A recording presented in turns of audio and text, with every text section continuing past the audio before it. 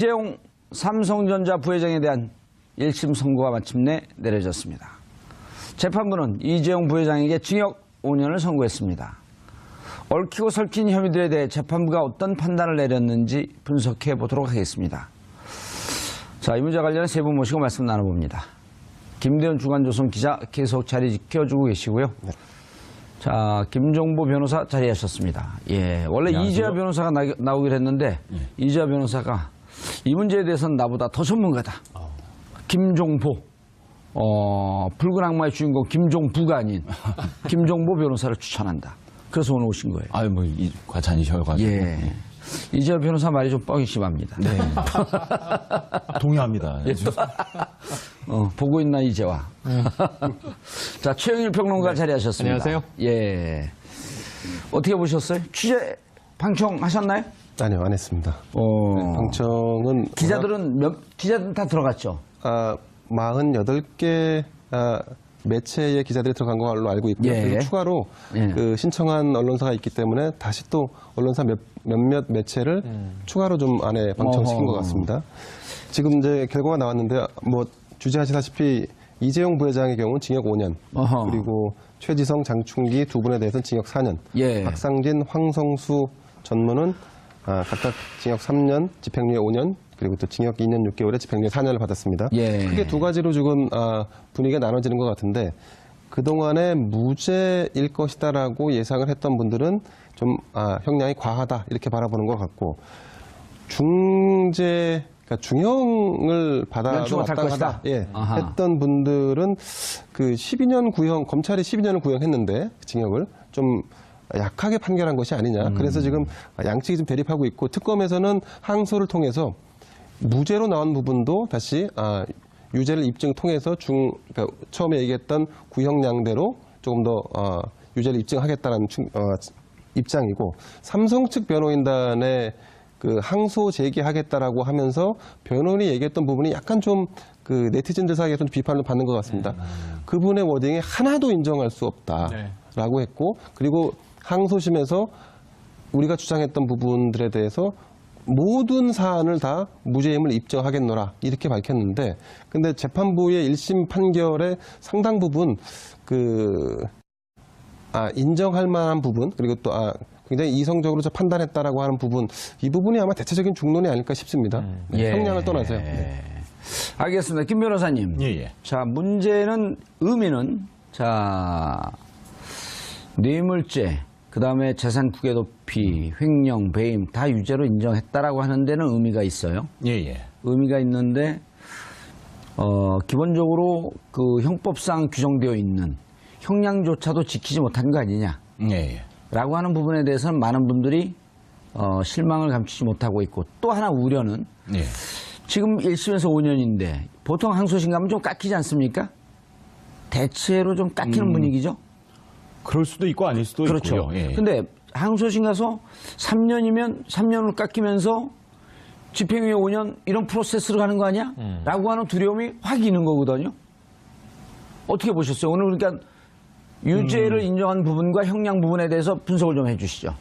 일단 뭐 한마디로 말씀드리면은 평가는 준엄하게 이루어졌으나 형량은 매우 미약하다. 아하. 이렇게 정리할 수 있을 것 같습니다. 멋진 말이에요. 평가는 준엄하나. 형량은 미약하다. 형량은 미약하다. 그러니까 어떻게 보면 평가와 형량이 좀 불일치하는 경향이 있습니다. 지금 보신 저희 김대현 기자님께서 잘 말씀해 주셨지만 거의 모든 범죄 혐의에 대해서 유죄가 나왔고요. 특히 이제 제3자 뇌물 공여에 대해서만 그 재단 부분에 대해서는 거의 다 무죄가 나왔습니다. 그러니까 미르 K스포츠 재단에 뇌물을 준 것은 아니다. 그렇게 평가할 수는 없다. 그걸 주는 순간 그 뒤에 서 있는 재벌 기업들이 줄줄이 유죄가 나올 수 있는 상황을 염두에 둔 거 아닐까요? 그건 재판부께서 아마 신경 안 쓰셨을 것 같은데요. 글쎄요, 어떻게 봐야 될지 잘 모르겠습니다만 저는 이 부분에 대해서도 마찬가지로 저는 유죄다라고 생각을 합니다. 왜냐하면, 미르재단이나 K스포츠 재단에 이렇게 강압에 의해서 돈을 줬기 때문에 그리고 돈을 주지 않으면 불이익을 얻을 수 있어서 이런 부분에 대해서는 좀 무죄다라고 판단하셨는데 예를 들어서 어떤 양심적 기업인이 대통령이 돈 내놓으라고 하는 거예요. 내가 재단 하나 만들 테니 거기다 돈 내놔라. 막 강압에 들어와서 누구는 줬지만 양심적 기업인은 안 줬어요. 그럼 엄청 불이익을 당했겠죠. 준 사람은 무죄예요. 안 준 사람은 핍박받고 이런 굉장히 잘못된 시그널이 되지 않겠습니까? 그렇게 그 비율을 드니까 딱 정확하게 이해가 되는데요. 따라서 이 재단 자체가 만약 창조혁신센터라든지 기타 관련 법령이나 공식적인 절차를 통해서 기업의 후원이나 이런 것들을 이끌어낼 수는 있겠죠, 정부가. 거기에 대해서는 뭐라고 하지 않습니다. 다만 완전 명백하게 드러난 바와 같이 미르재단과 K스포츠재단은 완전히 뭐 번개불에 콩 구워 먹듯이 행정부의 강압적인 절차에 의해서 뭘 하겠다라고 하는 것도 애매모호해 소리만 봐도. 그러니까. 예. 그다음에 이제 다 널리 알려져 있지만 최순실 씨가 다 뒤에 있었습니다. 예. 여기도 뭐 부정할 수 없는 사실이고요. 이러한 사실을 삼성이 몰랐다? 저는 그렇게 보지 않고요. 따라서 이제 이런 미르재단과 K스포츠재단의 뇌물을 제공한 것, 제3자 뇌물 공여죄 부분에 대해서도 유죄로 인정돼야 할 것 같습니다. 이 부분에 대해서 아마 항소심에서 특검이 치열하게 다툴 것으로 예상되고. 예. 근데 아마 그게 생각보다 쉽지 않을 것 같은데 예. 만약에 이 부분을 말씀하신 대로 유죄로 인정했을 경우에는 약 59개, 한 60여 개 되는 회사들에 대해서도 다시 재수사를 해야 되는 상황에 직면하게 되는데 아마 그런 측면들을 법원 재판에서 좀 감안을 했을 것 같고 가만 안 했대잖아요. 아니, 감안을 안 할 경우에는 사건이 워낙 커지고 그것도 사건이 또 분산됩니다. 예. 그러니까 그런 부분들에 대해 감안하지 않았을까 싶고 다만 그 반대로 삼성에 대해서 기업들에 대해서는 처벌하지 않았을지 모르겠지만 그것을 받아서 유용하거나 그러니까 사익을 취한 형태로 최순실 혹은 뭐 박근혜 전 대통령 이쪽 부분에 대해서는 처벌을 할 수도 있지 않을까 하는 생각이 좀 듭니다. 그래서 그 재판 부분은 또 별개로 좀 두고 봐야 하지 않을까 싶은 생각이 듭니다. 아니 저는 이게 59개가 아니고 5,000개여도 잘못된 건 조사를 해야 되는 거죠. 아니 마을에 도둑이 많은데. 예, 그러니까 지금 말씀하신 게 많아서 귀찮아서 안 했을 리는 없지만 예. 너무 많은 기업인들에게 이 처벌을 가했을 때 사회적 파장을 고려하여 뭐 이럴 수는 있는데 전 기준이 명확해요. 총수가 독대한 기업만 하면 돼요. 왜냐하면 대기업이 59개가 냈지만 앞에 재계 서열을 우리가 얘기하잖아요. 정경련에서 삼성이 50%를 냅니다. 200억 이상을 냅니다. 예. 그럼 그 다음에 뭐 SK가 이제 100억을 냅니다. 딱딱 이렇게 쪼개서 내는 룰이 있잖아요. 예. 그럼 총수가 독대한 기업이 5개예요. 어허. 거기만 조사하면 되죠. 59개가 아니라 나머지는 회원이니까 지도부가 내면 따라서 낸다. 헌금한다. 예. 이런 개념으로 보고 저는 그래서 59개 다 조사할 필요는 없지만 이게 지금 그냥 면책할 사안은 절대 아니다. 알겠습니다. 왜냐하면요. 하나만 말씀드리면 이 K스포츠재단하고 미르재단은 예. 최순실이 실질적 회장이라는 게 드러나 있어요. 재단은 재단 이사장이 하는데 이사장이 있었죠. 명목상. 뭐 이제 마사지 센터 원장 맞죠? 마사지 센터 아닙니다. 뭐 이런 분도 기억나고 하시잖아요. 있었지만 그분들은 실권이 없었고 최순실을 회장이라고 불렀는데 예. 아니 K스포츠 재단은요 직원이 WK 직원하고 같이 해요. 그럼 같은 이게 회사지 무슨 이 간판만 재단이지 재단 아니잖아요. 예. 그럼 여기에 대해서 총수들이 모르고 200억, 100억 기업이요 1억을 문화자금으로 이 협찬을 하려고 해도 엄청난 결제를 거칩니다. 그거 2달 걸려요. 네네. 두 달은 빠른 거예요. 6개월 정도 걸려요. 제가 그거 받아보려다 네. 결국 못 받았어요. 못 받습니다. 예. 그런데 이게 쾌척하듯이 수십억에서 수백억을 낸다? 이런 일을 벌였는데 이것은 뭔가 국가 정책에 부합하여 사회적인 기여를 위해서 재벌이 출연한 돈이다라고 하기에는 너무너무 미심쩍죠. 김 변호사님, 노파심으로 말씀을 듣다 보니까 별한간의 걱정이 또 하나 되는 게 예. 뇌물죄는 유죄, 제3자 뇌물죄는 무죄 하는 것이 박근혜 재판까지도 염두에 둔 포석이다 이런 느낌 확 들거든요. 뭐냐면 뇌물죄는 박근혜 대통령을 여기에 뇌물이 나왔으니까 공여자가 그다음에 그 뇌물을 받은 박근혜 유죄가 되기 위해서는 박근혜 대통령과 최순실의 공동지갑을 입증을 해야 되는데 이 입증이 녹록치가 않은 거거든요. 자, 뇌물죄는 최순실 뇌물죄. 자, 여기서 뇌물죄 요소 끝났어. 근데 박근혜 유죄를 걸 수 있는 거는 미르재단과 K스포츠재단 제3자 뇌물죄면 박근혜 대통령이 전 대통령이 바로 걸리는 거거든요. 네. 이걸 좀 선을 끊어놓은 거 아닌가? 아니, 죄송합니다. 정봉천 의원님께서 잘못 보고 계신 것 같고요. 잘못 보고 있는 거예요? 예, 예. 죄송합니다. 지적을 지금 단순 뇌물죄가 인정됐고요. 예. 특히나 무죄 부분에서의 판결 설시가 예. 박근혜 대통령이 굉장히 치명적이라고 저는 그걸 생각합니다. 설명해 주세요. 예. 왜냐하면 단순 뇌물죄를 말 그대로 박 대통령이 직접 받았다는 거예요. 공모해서 받은 아, 그래서 공모해서 오히려 단순 받았다. 뇌물죄가 전액 인정됐기 때문에 박근혜 대통령이 이건- 빼박이가 됐다. 저는 그렇게 보고 있고요. 제3자 뇌물은 여기서 제3자는 영재센터와 미르재단 K스포츠재단입니다. 예. 근데 미르 K스포츠는 무죄 나왔지만 영재센터는 또 유죄가 나왔어요.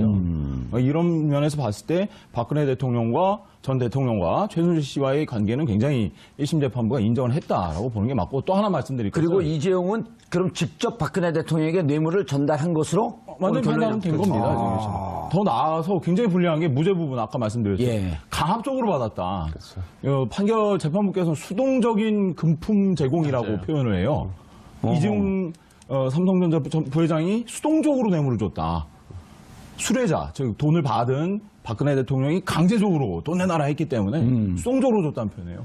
그럼 이것은 굉장히 불리한 양형 요소가 되겠죠. 박근혜 전 대통령이. 맞습니다. 그러니까 박근혜 그래서 대통령에 대한 강요죄를 인정하는 판시인 거죠. 거의. 네, 그래서 지금 이렇게 된 거죠. 그럼 만에- 뇌물죄도 인정이 되고 강요죄도 인정이 된다 이렇게 얘기하시는 그런 건가요? 셈이죠. 예, 그럼 저는 그렇게 판단될 가능성이 있다고. 거의 그런 셈인데 예. 또 한 가지 이제 아까 정 앵커님의 우려를 하나 나누면 재판부가 다른 경우에 예. 경향성이 좀 달라지는데 전 오늘 판결이 대략 그림이 그려지더라고요. 왜냐하면 이 김진동 부장판사 이야기를 할 때 우리가 보통 사법부의 판단을 존중하니까 판사 성향을 분석하거나 뭐 이게 비난하거나 하는 건 의미가 없다고 보지만 진경준 검사장 사건이 있잖아요. 예. 그때 국민들이 공분했던 게 뭐냐면 친구인 기업주에게 4억 2천만 원의 주식을 무상으로 받잖아요. 이게 10여 년 흐르니까 120억이 돼 있잖아요. 국민들이 여기에 공분한 거거든요. 저렇게 재산 증식하는 경우가 있었던가. 또 현직 검사장이. 그리고 이 현직 검사장을 누가 도대체 승진시켰나. 우병우 민정수석으로 튀었던 거 아니에요, 불똥이.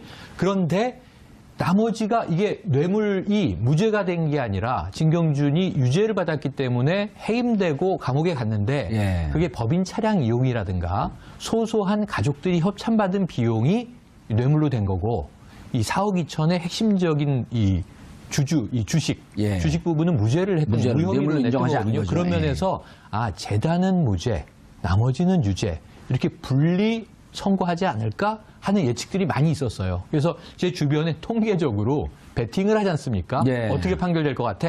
기자들이 거의 5년일 것이다. 맞췄고요. 대부분의 법조인들은 5년이 뇌물 공여의 최대 형량이에요.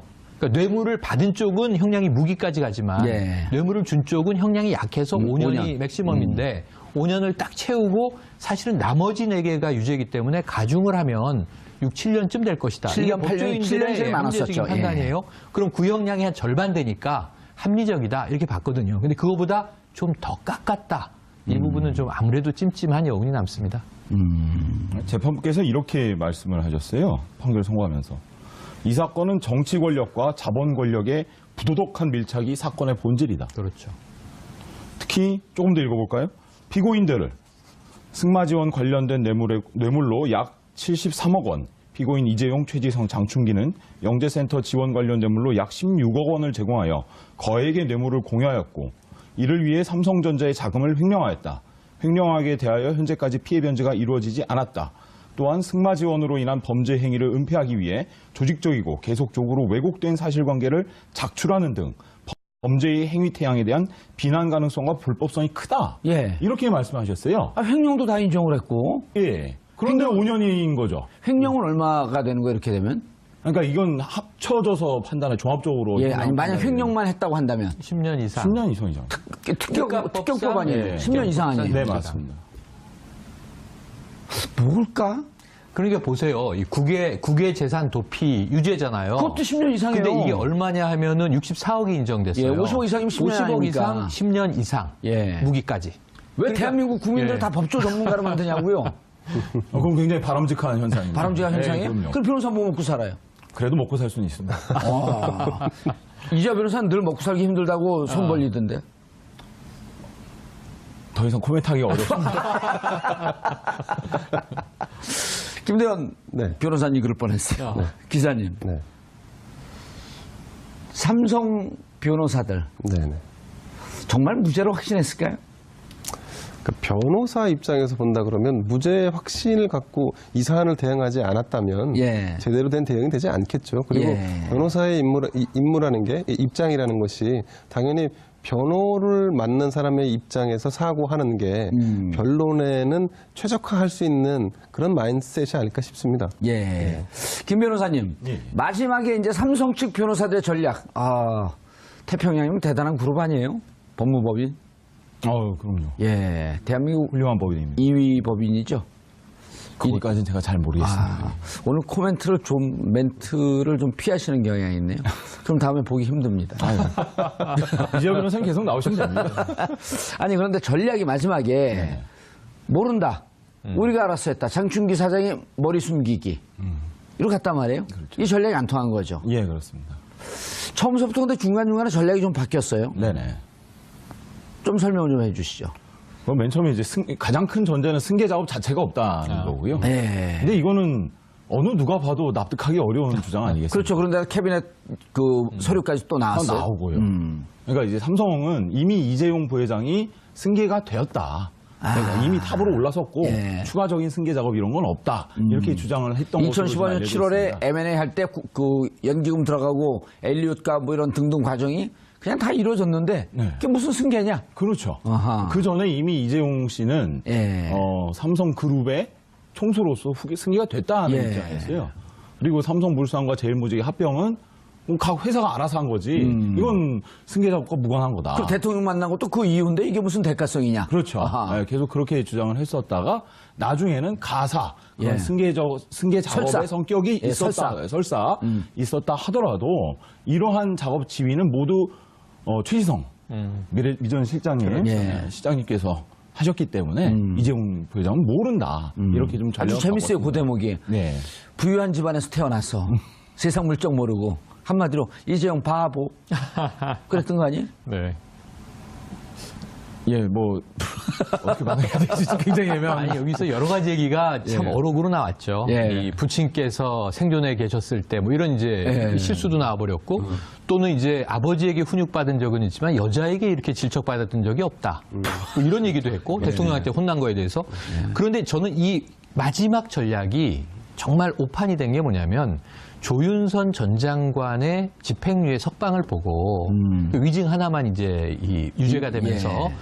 아 저렇게 될 수 있구나라고 전략을 막판에 뒤집은 잘못된 학습 효과가 있었다고 보고요. 예. 최후 진술을 보면 너무 엉뚱한 게 자 이재용 부회장은 이제 미전실이 그룹 전체를 운영하고 계열사별로 전문 경영을 하고 이재용 부회장은 삼성전자의 90%의 에너지를 쏟아서 전자 경영에만 힘쓰고 있고 합병은 계열사끼리 알아서 한 문제고 그런데 최후 진술을 뭐라고 했는지 기억나세요? 저희는 국민들의 노후 자금에 손대는 그런 부도덕한 기업 아닙니다. 아무것도 모르는 사람이 그 얘기를 할 필요가 없는 거잖아요. 노후 자금에 손을 댔다는 얘기네요?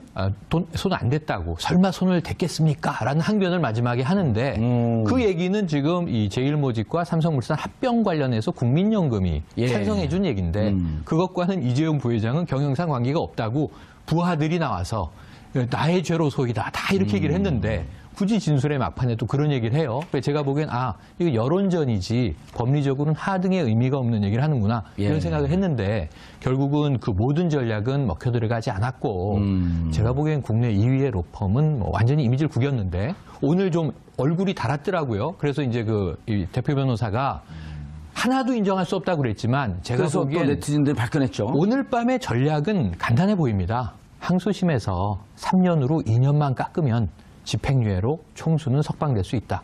이게 전 합리적인 변호인단의 이 차기 수순으로 예측을 해봅니다. 제가 모두의 말씀을 드렸잖아요. 그런데 그래서 그런 것도 가능하려고 하면 삼성에는 컨트롤 타워라고 해서 미래 전략실이 있었지 않습니까? 미전실이요. 예.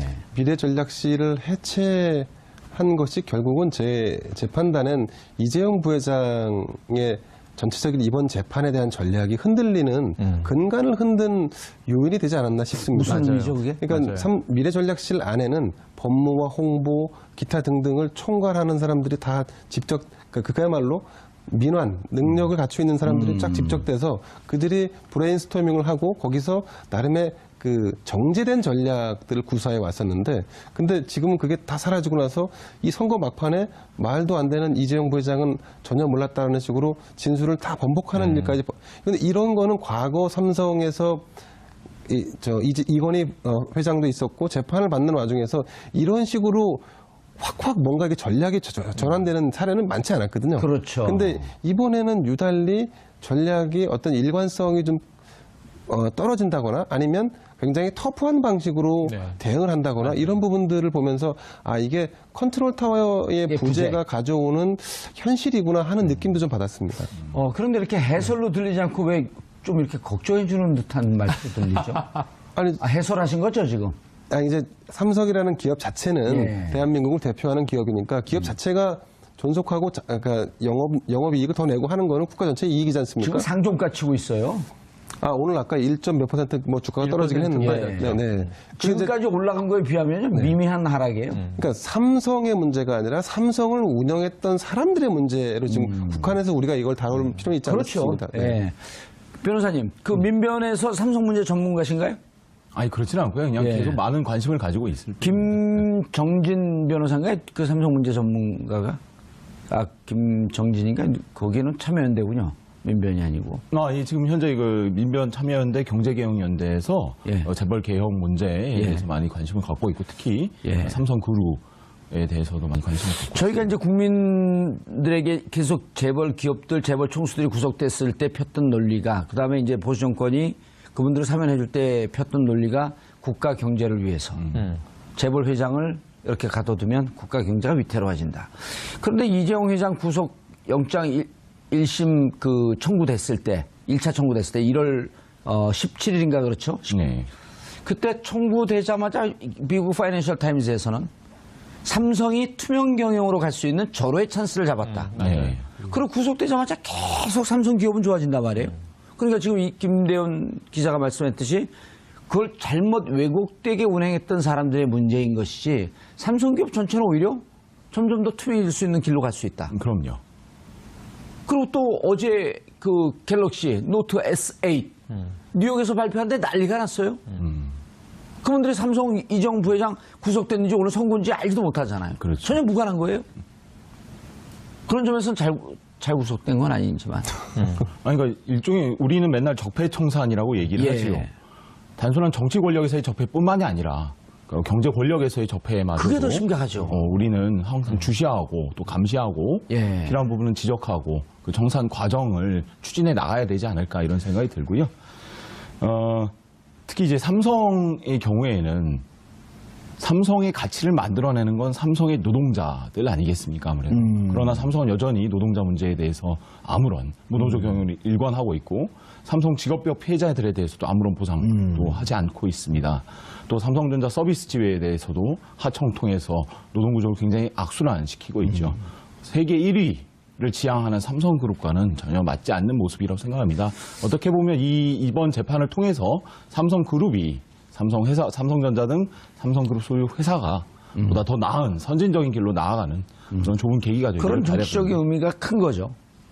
이건 근데 이제 앞으로 또 삼성이 알아서 해야 할 문제이고 이걸 또 추동해내는 것은 어떻게 보면 시민들과 예. 어떤 정치적인 힘이 좀 필요하지 않을까 이런 알겠습니다. 재판으로 다시 돌아가 보죠. 그 대목도 지금 그 대목도 미래전망 잠깐 곁들이면요. 이제 기업 경영 걱정해 주셨고 김 기자님 그리고 이게 더 나아지는 길이다. 중장기적으로는 국가 투명성과 기업 투명성이 제고되면서 삼성이 바야흐로 이제 글로벌 기업으로 자리매김할 수 있는 기회라고 봐요. 예. 해외에서도 그런 이제 이 좋은 시각이 많은데 기대가 문제는, 많죠. 문제는 이런 또 반론들도 있어요. 그러니까 전문 경영인이 각각의 전문성을 살려서 잘할 것이다. 근데 우리나라 재벌은 그룹 체제잖아요. 삼성생명을 지주사로 하려다가 지금 브레이크가 걸려 있는데 예. 미전실과 비슷한 기능을 하는 총괄 부서가 새로 생길 수밖에 없다.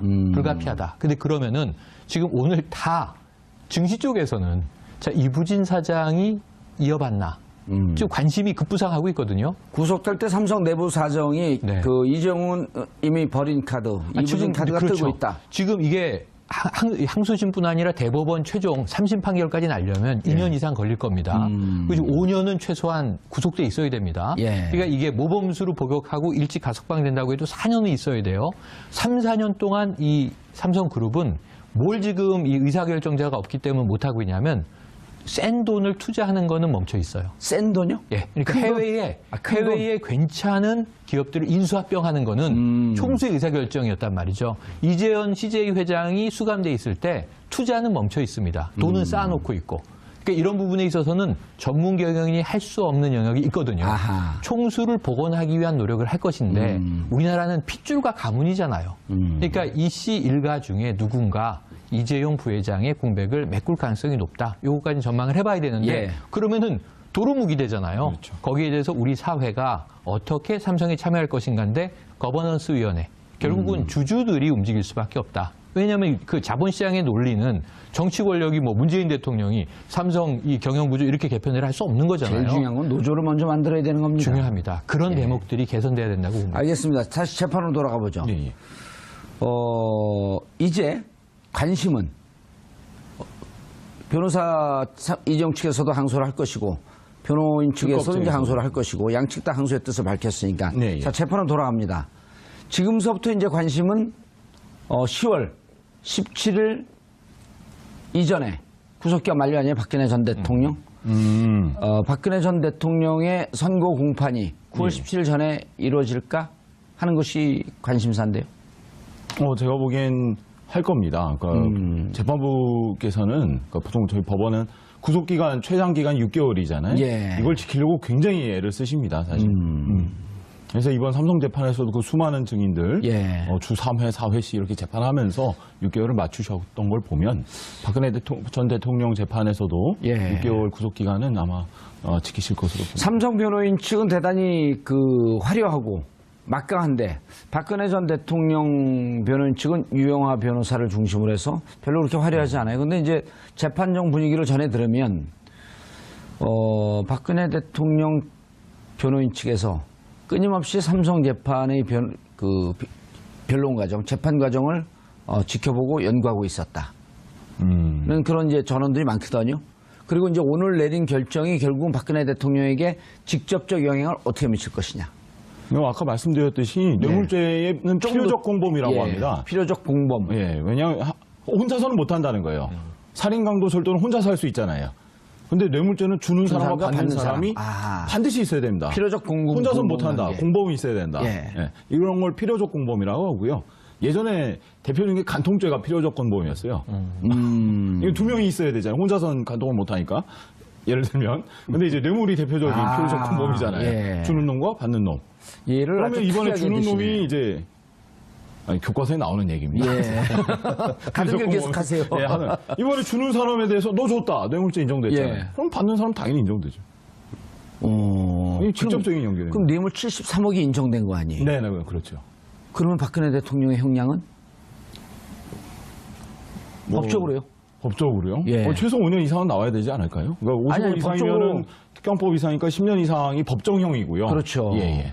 10년 이상. 그러니까 뇌물 수수하게 되면 5년 이상인데 네. 10억 뇌물 수수액이 50억 이상이면은 50억인가요? 10억인가요? 50억, 5억 50억 이렇게 5억 50억. 예. 50억 이상이면 10년 이상? 예, 무기징역까지. 무기징역까지요? 네네. 그럼 오늘 잠못 이루는 분들이 두 분, 최순실까지 세 분. 그렇죠. 최순실은 또 어떻게 되나요? 이렇게 되면? 이거 최순실 같이 받았잖아요. 주는 사람 같이 받았으니까. 예. 똑같이 하는 거죠. 그럼 이미 이 재판부는 박근혜 대통령 재판부 말고 이 재판부는 최순실과 박근혜 대통령이 공동 지갑이다라고 하는 것을 판결에 인용을 한 건가요? 그러니까 명시적인 편견은 없는데 그냥 줬다고 그냥 딱. 근데 오늘 그 대목이 중요한 건데 예, 그 그동안은 대목이 중요하잖아요. 경제 공동체라고 얘기했고 예. 같은 지갑이라고 얘기했죠. 예. 법적으로 경제 공동체는 존재하지 않습니다 하고 특검보가 나와서 경제적 이익을 공유했다 이렇게 또 경제적 표현을 이익을 해요. 공유했다. 근데 같은 얘기입니다. 표현만 다르지. 근데 오늘은 전 획기적이라고 봐요. 그 대목이. 뭐냐면 박 전 대통령과 최순실은 이 음모의 공범이에요. 대기업으로부터 돈을 받아내기 위해서 예. 두 명의 역할이 나눠져 있었고 조직적으로 예. 둘이 서로 플레이를 하지 않으면 돈이 굴러 들어올 수 없는 메커니즘이라고 설명을 하는 걸로 충분히 이해가 돼요. 왜냐하면 박 전 대통령은 정치 권력을 가지고 실질력의 대통령으로 강압을 했고 적극적인 압박을 했습니다. 거기에 수동적으로 뇌물을 이제 공유한 게 삼성이 된 거예요. 요 사건에선. 근데 그 돈은 다 어디로 갔냐면 주로 73억 플러스 동계 스포츠 영재센터 16억. 요게 네. 뇌물이거든요. 그러니까 이게 89억이거든요. 근데 요 금액이 전체적으로 다 최순실에게 꽂힌 금액만 계산한 거예요. 아까 이제 재단 얘기는 처음 했으니까. 미르재단, K스포츠재단 빼고. 그러니까 뭐냐면 박 전 대통령이 야 돈 내놔 그랬는데 돈을 최순실이 받았어요. 예. 그러니까 이 둘은 경제적 공동체 이게 아니라 그냥 공모, 그렇죠. 공모로 본 것으로 봐서 이것만 가지고도 충분히 뇌물죄는 형성이 된다라고 판단한 게 심플하더라고요 생각이. 뭐 제가 읽어드릴게요. 이게 가장 확실할 거니까요. 예. 대통령은 그러니까 박근혜 전 대통령이죠. 대통령은 최서원과 오래전부터 개인적인 친분 관계를 맺어왔고 대통령 취임 이후에는 국정 운영에 있어서도 최서원의 관여를 수긍하고 그의 의견을 반영하는 관계에 있었던 점. 대통령은 김종등에게 승마 선수 정유라를 직접 언급하기도 하고 피고인 이재용과의 단독 면담에서도 승마 지원에 관한 특별한 관심을 보이면서 지원이 미흡한 경우에는 피고인 이재용을 강하게 지책하고 임원 교체도 구체적으로 언급하였으며 승마 지원이 이루어진 후에는 피고인들 측에 감사의 마음을 전하기도 한 점. 대통령이 최서원으로부터 삼성의 승마 지원 진행 상황을 계속적으로 전달받아 온 것으로 보이는 점. 대통령이 최서원의 독일 생활이나 승마 지원과 관련된 주변인들의 인사를 직접 챙기기도 한 점 등을 종합하면 대통령과 최서원의 공모 관계가 인정된다. 이렇게 공모 관계는 인정된다. 아니, 뭐 경제적 공동체 이런 문제는 아니거든요. 예. 아마 이제 그 시청자분들은 이제 그 점에 관심이 있을 겁니다. 이 재판 결과가 박근혜 전 대통령에게 어느 정도 영향을 줄 것이냐, 굉장히 큰 영향을 줄 겁니다. 그리고 그러면 얼마의 형량이 과연 나올 수 있느냐? 그걸 제가 물었어요. 근데 이제 제가 얼마의 형량이 나올지 우리가 지금 예단할 수는 없지만 한 가지 우리가 살펴볼 여지가 있는데 지금 이재용 부회장의 경우에는 감형을 고려할 만한 사안들이 있었습니다. 예를 들면 강요에 의해서 어쩔 수 없이 수동적으로 뇌물을 줄 수밖에 없었다라는 부분들이 감형의 사유가 있었다. 그렇습니다. 근데 지금 박근혜 전 대통령과 최순실 씨의 경우에는 감형을 고려할 사유가 거의 없어 보입니다. 게다가 모든 혐의를 다 부인 부정하고 있기 때문에 오히려 그 괘씸죄가 오히려 적용되면 적용됐지 감형의 사유는 제가 볼 때 많지 않아 보입니다. 근데 괘씸죄가 적용할 수 없는 게 무기의 괘씸죄는 없어요. 근데 무기 위에. 말씀을 드리자면 그렇다는 거죠.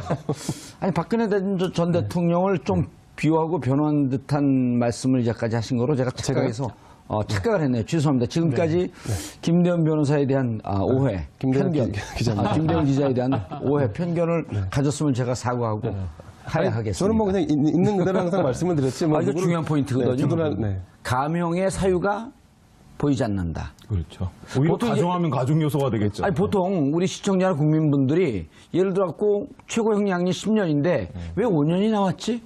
이런 거 궁금해 하거든요. 그래 깎아줄 수 있는 거 아니에요. 판사의 재량으로. 그러지 않나요? 그렇습니다. 예. 그런데 제가 그러면 근데 그럴 때는 감형의 사유가 분명해야 되잖아요. 그렇죠. 이러이러한 사유로 5년에 처한다.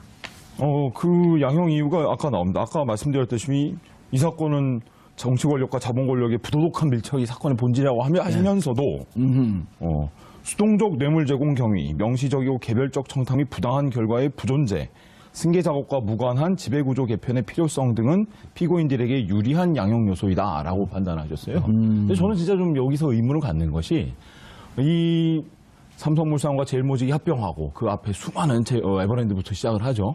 이런 일련의 과정들, 이 모두 다 승계 작업이고, 이와 무관한 회사들만을 위한 사정이 있었다고 보신 거예요. 저는 이게 뭘까? 좀 이해가 안 됩니다, 사실. 이게 왜 유리한 양형 요소가 될지. 그래, 저도 이렇게 들어보는데 한 번도 안 봤거든요, 저는. 근데 얼핏 들을 때 전혀 이해가 잘 안 돼요. 자세한 거는 판결문을 좀 봐야겠습니다만. 예. 근데 판결문을 얼핏 들으면 이해할 수 있는 사람이 많지 않습니다. 저는 그 얼핏 들을 때 더 잘 이해를 하거든요. 아, 그렇습니까? 근데 얼핏 들었는데 이해가 잘 안 돼요. 예. 집중적으로 들으면 더 헷갈려요. 이 용어들이 헷갈려갖고. 더 집중하셔야 됩니다. 최현 평론가님, 네. 지금 재판, 박근혜 전 대통령 재판은 많이 진행이 안 됐잖아요. 발톱도 아프고. 아닙니다. 그래도 많이 진행됐습니다. 그래도 많이 진행됐네. 그러니까 이 발톱이 아파서 이 성모병원에 한번 007 작전이 있었죠. 예. 미라 작전이라고 해야 되나요? 어쨌든 이렇게 둘러싼 코스프레 아니 아프니까 갔겠죠. 그렇죠. 아파서 갔다고 일주일에 인정하고. 4번씩 재판했잖아요. 네네. 주 4일씩 가는데 광복절 하루 쉬고 전날 쉬고. 그러니까 사실 병원 간 날도 재판을 하고 병원을 간 겁니다.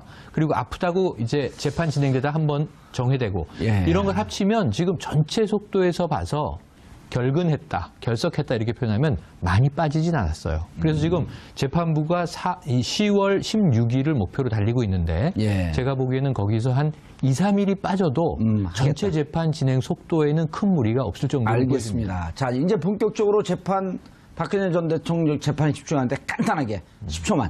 자, 요 사이에 우병우 전 수석에 대한 수사를 중앙지검에서 전격적으로 네. 지금까지 하고 있었는데 전격적으로 속력을 붙일 것 같다라고 하는 관측도 있는데요. 어떻게 보세요? 그건 청와대- 중앙지검에서 해야 할 문제라고 그걸 생각합니다. 분석하라고 나온 거예요. 사전에 고지가 없어서 지금 말씀드리는 겁니다. 예, 왜냐하면 청와대 캐비넷 문건 네. 꽤 나왔기 때문에 거기에서 피할 수 없는 거 아니냐? 지금 재판부가 지휘를 하고 있죠. 오히려 윤모 전 과장에 대해서 이 법정에서 즉시 압수수색하라 해서 증거도 찾게 하고 예. 검찰이 좀 그동안 미흡하게 대응했던 것들을 재판부가 수사 지휘를 해서 채워나가는 형국이에요. 반전이 우병우- 있을 거로 봅니다. 우병우 전 우병우 수석에 전 대해서. 수석이요. 네. 아, 알겠습니다. 이재용 삼성전자 부회장에 대한 1심 선고가 마침내 내려졌습니다. 재판부는 이재용 부회장에게 징역 5년을 선고했습니다. 얽히고 설킨 혐의들에 대해 재판부가 어떤 판단을 내렸는지 분석해 보도록 하겠습니다. 자, 이 문제와 관련해 세 분 모시고 말씀 나눠봅니다. 김대현 주간조선 기자 계속 자리 지켜주고 계시고요. 자, 김종보 변호사 자리하셨습니다. 예, 원래 안녕하세요. 이재화 변호사가 나오기로 했는데 이재화 변호사가 이 문제에 대해서는 나보다 더 전문가다. 김종보, 붉은 악마의 주인공 김종부가 아닌 김종보 변호사를 추천한다. 그래서 오늘 오신 거예요. 아유, 뭐, 과찬이셔가지고. 예. 이재화 변호사 말이 좀 뻥이 심합니다. 네. 동의합니다. 보고 있나 이재화. 자, 최영일 평론가 자리하셨습니다. 안녕하세요. 예. 어떻게 보셨어요? 취재 방청하셨나요? 아니요, 안 했습니다. 방청은 기자들은 다 들어갔죠. 48개 매체의 기자들이 들어간 걸로 알고 있고요. 예. 그리고 추가로 예. 그 신청한 언론사가 있기 때문에 다시 또 언론사 몇몇 매체를 추가로 좀 안에 방청시킨 어허. 것 같습니다. 지금 이제 결과가 나왔는데 뭐 주제하시다시피 이재용 부회장의 경우는 징역 5년, 어허. 그리고 최지성, 장충기 두 분에 대해서는 징역 4년, 예. 박상진, 황성수 전무는 각각 징역 3년, 집행유예 5년, 그리고 또 징역 2년 6개월에 집행유예 4년을 받았습니다. 예. 크게 두 가지로 지금 분위기가 나눠지는 것 같은데 그동안에 무죄일 것이다라고 예상을 했던 분들은 좀 형량이 과하다 이렇게 바라보는 것 같고 그러니까 중형을 받아도 연초가 탈 마땅하다 것이다. 아하. 했던 분들은 그 12년 구형, 검찰이 12년을 구형했는데 징역을 좀 약하게 판결한 것이 아니냐. 그래서 지금 양측이 좀 대립하고 있고 특검에서는 항소를 통해서 무죄로 나온 부분도 다시 유죄를 입증 통해서 그러니까 처음에 얘기했던 구형량대로 조금 더 줄줄이 유죄가 나올 수 있는 상황을 염두에 둔 거 아닐까요? 그건 재판부께서 아마 신경 안 쓰셨을 것 같은데요. 글쎄요, 어떻게 봐야 될지 잘 모르겠습니다만 저는 이 부분에 대해서도 마찬가지로 저는 유죄다라고 생각을 합니다. 왜냐하면 미르재단이나 K스포츠재단에 이렇게 가압에 의해서 돈을 줬기 때문에 그리고 돈을 주지 않으면 불이익을 얻을 수 있어서 이런 부분에 대해서는 좀 무죄다라고 판단하셨는데 예를 들어서 어떤 양심적 기업인이 대통령이 돈 내놓으라고 하는 거예요. 내가 재단 하나 만들 테니 거기다 돈 내놔라. 막 가압에 들어와서 누구는 줬지만 양심적 기업인은 안 줬어요. 예. 그럼 엄청 불이익을 당했겠죠. 준 사람은 무죄예요. 안 준 사람은 핍박받고 이런 굉장히 잘못된 시그널이 되지 않겠습니까? 그렇게 그 비율을 드니까 딱 정확하게 이해가 되는데요. 따라서 이 재단 자체가 만약 창조혁신센터라든지 기타 관련 법령이나 공식적인 절차를 통해서 기업의 후원이나 이런 것들을 이끌어낼 수는 있겠죠, 정부가. 거기에 대해서는 뭐라고 하지 않습니다. 다만 완전 명백하게 드러난 바와 같이 미르재단과 K스포츠재단은 완전히 뭐 번개불에 콩 구워 먹듯이 행정부의 강압적인 절차에 의해서 뭐 하겠다라고 하는 것도 애매모호해 소리만 봐도. 그러니까요. 예. 그다음에 이제 다 널리 알려졌지만 최순실 씨가 다 뒤에 있었습니다. 예. 여기도 뭐 부정할 수 없는 사실이고요. 이러한 사실을 삼성이 몰랐다? 저는 그렇게 보지 않고요. 따라서 이제 이런 미르재단과 K스포츠재단의 뇌물을 제공한 것, 제3자 뇌물 공여죄 부분에 대해서도 유죄로 인정돼야 할 것 같습니다. 이 부분에 대해서 아마 항소심에서 특검이 치열하게 다툴 것으로 예상되고. 예. 근데 아마 그게 생각보다 쉽지 않을 것 같은데 예. 만약에 이 부분을 말씀하신 대로 유죄로 인정했을 경우에는 약 59개, 한 60여 개 되는 회사들에 대해서도 다시 재수사를 해야 되는 상황에 직면하게 되는데 아마 그런 측면들을 법원 재판에서 좀 감안을 했을 것 같고 가만 안 했대잖아요. 아니, 감안을 안 할 경우에는 사건이 워낙 커지고 그것도 사건이 또 분산됩니다. 예. 그러니까 그런 부분들에 대해 감안하지 않았을까 싶고 다만 그 반대로 뭔가 국가 정책에 부합하여 사회적인 기여를 위해서 재벌이 출연한 돈이다라고 하기에는 너무너무 미심쩍죠. 김 변호사님, 노파심으로 말씀을 듣다 보니까 별안간의 걱정이 또 하나 되는 게 예. 뇌물죄는 유죄, 제3자 뇌물죄는 무죄 하는 것이 박근혜 재판까지도 염두에 둔 포석이다 이런 느낌이 확 들거든요. 뭐냐면 뇌물죄는 박근혜 대통령을 여기에 뇌물이 나왔으니까 공여자가 그다음에 그 뇌물을 받은 박근혜 유죄가 되기 위해서는 박근혜 대통령과 최순실의 공동지갑을 입증을 해야 되는데 이 입증이 녹록치가 않은 거거든요. 자, 뇌물죄는 최순실 뇌물죄. 자, 여기서 뇌물죄 요소 끝났어. 근데 박근혜 유죄를 걸 수 있는 거는 미르재단과 K스포츠재단 제3자 뇌물죄면 박근혜 대통령이 전 대통령이 바로 걸리는 거거든요. 네. 이걸 좀 선을 끊어놓은 거 아닌가? 아니, 죄송합니다. 정봉주 전 의원님께서 잘못 보고 계신 것 같고요. 잘못 보고 있는 거예요? 예. 죄송합니다. 지적을 지금 해주세요. 단순 뇌물죄가 인정됐고요. 예. 특히나 무죄 부분에서의 판결 설시가 예. 박근혜 대통령이 굉장히 치명적이라고 저는 그걸 생각합니다. 설명해 주세요. 예. 왜냐하면 단순 뇌물죄는 말 그대로 박 대통령이 직접 받았다는 거예요. 공모해서 받은 그래서 공모해서 오히려 받았다. 단순 뇌물죄가 전액 인정됐기 때문에 박근혜 대통령이 이건- 빼박이가 됐다. 저는 그렇게 보고 있고요. 제3자 뇌물은 여기서 제3자는 영재센터와 미르재단 K스포츠재단입니다. 예. 근데 미르 K스포츠는 무죄 나왔지만 영재센터는 또 유죄가 나왔어요.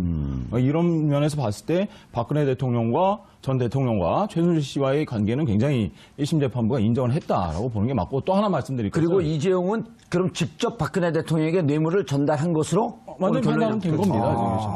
더 나아가서 굉장히 불리한 게 무죄 부분 아까 말씀드렸죠. 예. 강압적으로 받았다. 판결 재판부께서는 수동적인 금품 제공이라고 표현을 해요. 이재용 삼성전자 부회장이 수동적으로 뇌물을 줬다.